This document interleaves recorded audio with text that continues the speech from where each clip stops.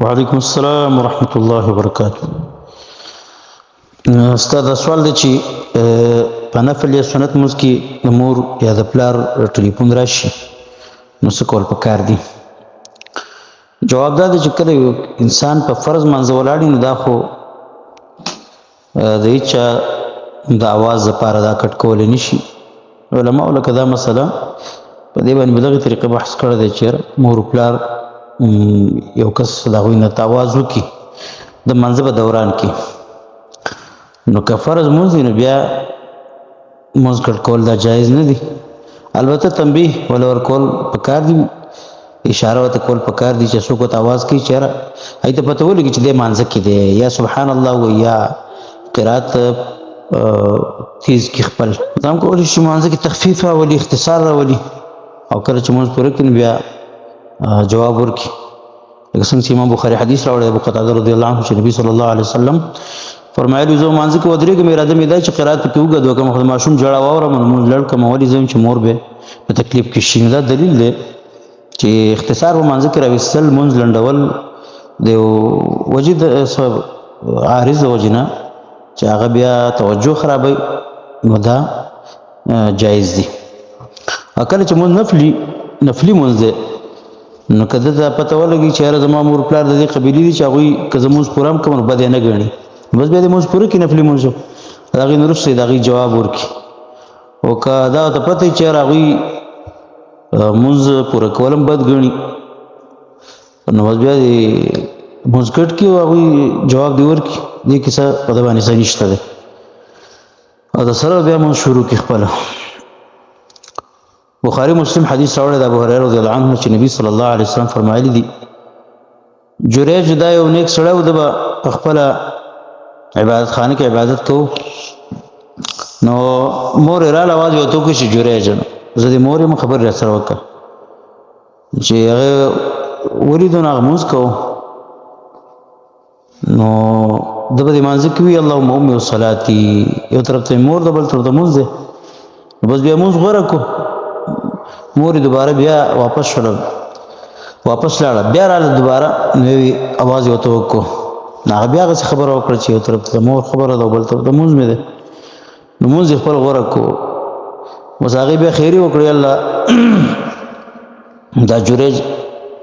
دی زما زوی دی او ما ورسره خبرې وکړې دی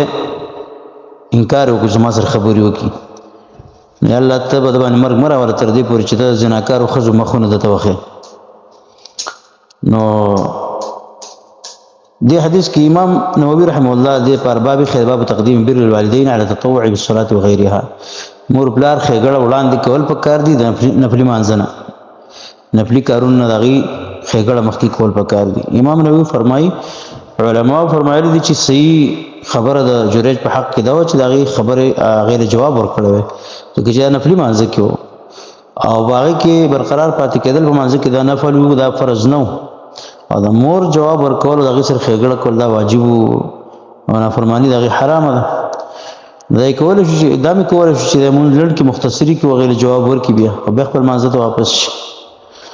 اس نور علماء دا خبره کړله. الدر المختار کې د احنافو کتابونو کې کتاب کې راغلی دي ولو دعاه احد ابويه في الفرض لا يجيبه، که مور پلار کې یو کس هغه راوبلي او فرض وکړي نو دی به جواب نه ورکوي الا یستغیث به، مګر دا که هغوی ته مدد غواړي اچانکي څه مصیبت یو مدد د ده نه غواړي پکې نو بیا دی جواب ورکولی شي او مونځ پرېښودی شي. شیخ ابن عثیمین رحمه الله فرمایي چې مور پلار کله تا ته اواز وکړي ته مونځ کوې نو واجب خو دا چې د هغوی جواب هغوی له ورکړي لیکن په دې شرط چې مونځ دې فرض نه وي. که مونځ فرض وي نو بیا د هغې جواب ورکول جایز نه دي، که نفل وي نو بیا جواب وله ورکړه. مګر که هغوی د هغې خلکو نه وي چې هغوی د هر شي قدر پیژني او هغوی ته که دا پته ولګېږي چې ته په مانځه کې دی نو بیا ته دی معذور ګڼي د خپل زوی